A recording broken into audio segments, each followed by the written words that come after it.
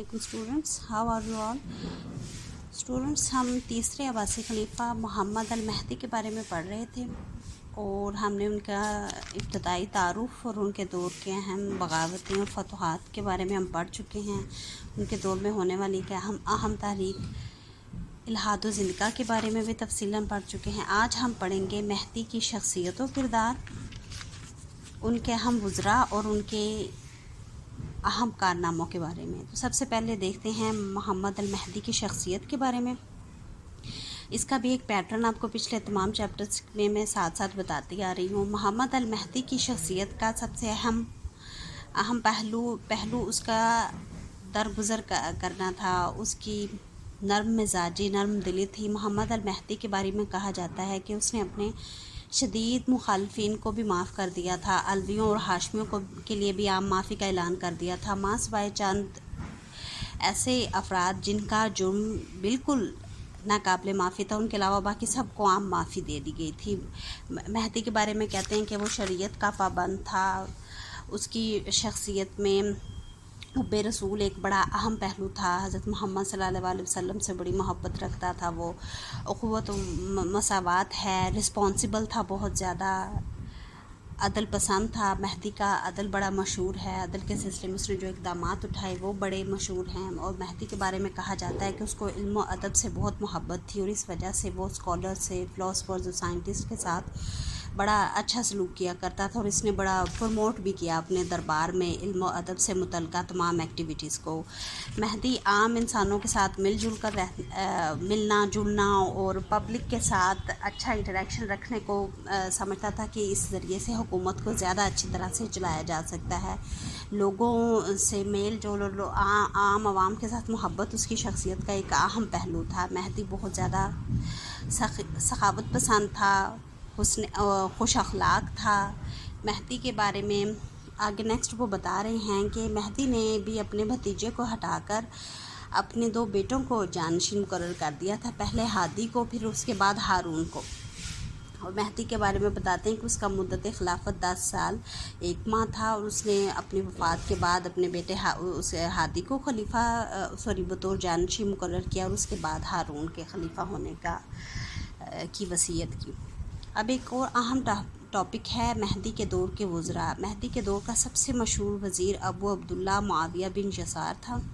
इसके बारे में कहते हैं कि पहले ये बतौर कातिब यानी कि राइटर के तौर पे लिखा करता था। जो अहम अहकामात थे और फ़ैसले थे और पैगामात खलीफा के दरबार से पहुंचाए जाते थे उनके, और से बतौर सेक्रेटरी भी इसने काम किया। फिर अपनी जहानत की वजह से और अपने नज़्म व नस्क के सिलसिले में उसमें जितनी भी एडमिनिस्ट्रेटिव जितनी अच्छी उसकी सलाहियतों की वजह से उसको वजारत का ओहदा दिया गया।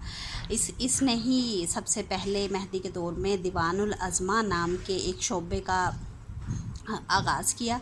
और ये वो शोबा था जो तमाम महकमों के ऊपर मज़ीद उनकी निगरानी करने के लिए और उनके एहतसाब के लिए कायम किया गया। दूसरा अहम वज़ीर महदी के दौर का याकूब बिन दाऊद था। याकूब बिन दाऊद के बारे में कहते हैं कि ये बनु उमय्या के दौर में भी इसने काम किया। इसको फिर गिरफ़्तार कर लिया गया, लेकिन जब महदी ने आम माफ़ी का ऐलान किया तो इसकी सलाहियतों से उसने फ़ायदा उठाने का सोचा और उसने दूसरा वज़ीर अपना याकूब बिन दाऊद को बनाया। महदी के दौर का तीसरा वज़ीर फैज़ बिन अबी सालेह हैं। इसके बारे में कहते हैं कि इसके अबाउताद ईसाई थे, लेकिन इसने अपने शौक़ से, खुशी से इस्लाम कबूल किया और इसकी जहानत और सियासत और सियासी सूझबूझ की बिना पर इसको खलीफा की कुर्बत मिली और जिसकी वजह से खलीफा ने इसको अपना तीसरा अहम वज़ीर मुकर्रर किया।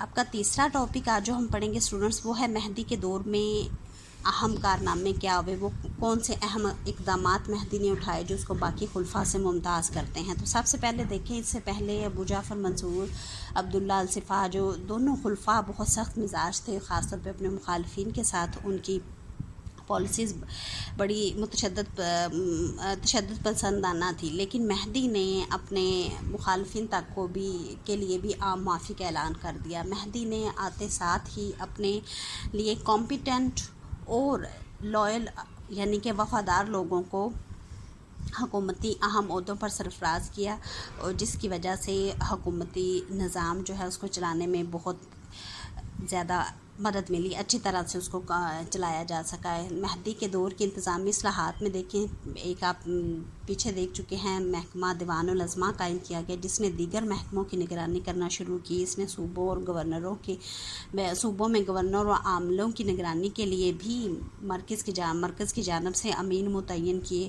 اس طرح ٹیکسیشن کے نظام میں بھی اس نے بہت بہتری کی۔ تو انتظامی اصلاحات مہدی کا ایک بہت بڑا کارنامہ ہے۔ پھر مہدی کے ہی دور میں احتساب، اس کو آپ ریلیٹ کریے گا، جو محکمہ اس نے قائم کیا دیوان العظمہ، جس نے باقی تمام شعبوں کے احتساب کے لیے ان کے اوپر نگرانی کا ذمہ اٹھایا، تو اسی طرح سے دیگر جگہوں پر بھی اس محکمہ کی مدد سے احتساب کے عمل کو آسان بنایا گیا۔ مہدی نے اپنے دور میں اس کی فائنینشیل پالیسیز بھی بڑی اہم حیثیت رکھتی ہیں کہ اس نے ٹیکسیشن کا نظام بہتر کیا اور ٹیکسوں کی مدد سے سرکاری آمدنی میں اضافہ ہوا۔ نیکسٹ دیکھتے ہیں محکمہ برید، اسٹوڈنٹس کہتے ہیں ڈاک کے محکمہ کو۔ اس زمانہ میں ڈاک ہے، پیغامات ہیں، یہ خلیفہ کی طرف سے جو احکامات ہیں وہ ظاہر ہے پہنچائے جاتے تھے گھوڑ سواروں کے ذریعے، خچر سواروں کے ذریعے، یا اونٹ پر سواری کی جاتی تھی۔ تو اس جو ڈاک کے محکمہ کو بہتر کرنے کے لیے مہدی نے یہ اقدامات اٹھائے کہ اس نے مختلف جگہوں پر چھوٹی چھوٹی چوکیاں بنا دی کہ وہاں سے ایک جگہ سے ایک گھوڑ سوار پیغام یا احکامات کو وہاں تک ایک چوکی تک پہنچاتا تھا، اس کے بعد وہاں سے تازہ دم دستہ جو ہے اس پیغام کو لے کر نیکسٹ چوکی، پھر اس طرح سے جو ہے کمیونیکیشن کے نظام کو بہتر بنایا گیا۔ تو یہ بھی مہدی کا بڑا اہم کارنامہ ہے۔ پبلک ویلفیئر کے لیے اس نے جو کام کیے، سڑکیں بنائی، نہریں تعمیر کروائی، مساجد بنوائی، مساجد کی توسیع کی، یہ اس وجہ سے بھی مہدی مشہور ہے۔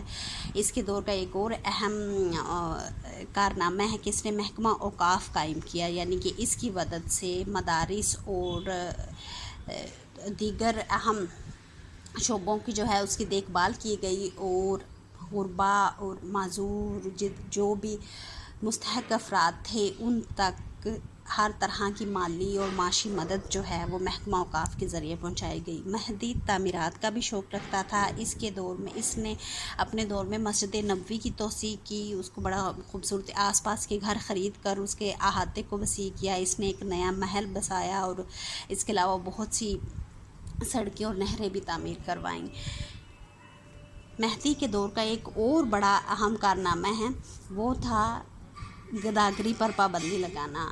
اسلام میں گداگری کی ویسے ہی ممانعت ہے، لیکن مہدی وہ پہلا خلیفہ تھا جس نے اس کو قانونی حیثیت دی کہ اگر گداگری کو بطور پیشہ کوئی بھی اس کو اپنائے گا تو اس کو سخت سزا دی جاتی تھی، اور اس سلسلے میں قوانین بنائے گئے، اور اس کو مکمل طور پہ خاتمہ کرنے کے لیے ہی اس نے اوقاف کا اور پبلک ویلفیئر کے جتنے بھی اہم محکمے تھے ان کے نظام کو بہتر بنایا، تاکہ لوگوں کو، مستحق افراد کو مانگنے کے لیے سڑکوں پر نکلنا ہی نہ پڑے۔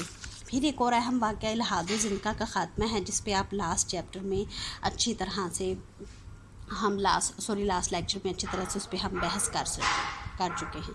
تو اسٹوڈنٹ، یہ تھا آپ کا آج کا لیکچر۔ آپ کو میں ایک چھوٹا سا ہوم ٹاسک دیتی ہوں کہ آپ نے ایک نوٹ تحریر کرنا ہے مہدی کے دور کے اہم کارناموں پر، اور اس میں آپ نے یہاں پہ آپ کو تقریباً یہ 10-12 جتنے بھی کارنامے بتائے گئے ہیں، لیکن آپ نے خود سلیکٹ کرنے ہیں آپ کے نزدیک ایسا کون سا نیا کام تھا جو مہدی سے پہلے نہیں کیا گیا۔ اگر آپ وہ لیکچر کو غور سے سنیں گے تو آپ کو آئیڈیا ہوگا، ان کو آپ نے اپنی ترجیحات کی بنیاد پر سٹیپ بائی سٹیپ لکھنا ہے اپنے اس نوٹ میں۔ تو تب تک کے لیے، نیکسٹ لیکچر تک کے لیے اسٹوڈنٹس، اللہ حافظ۔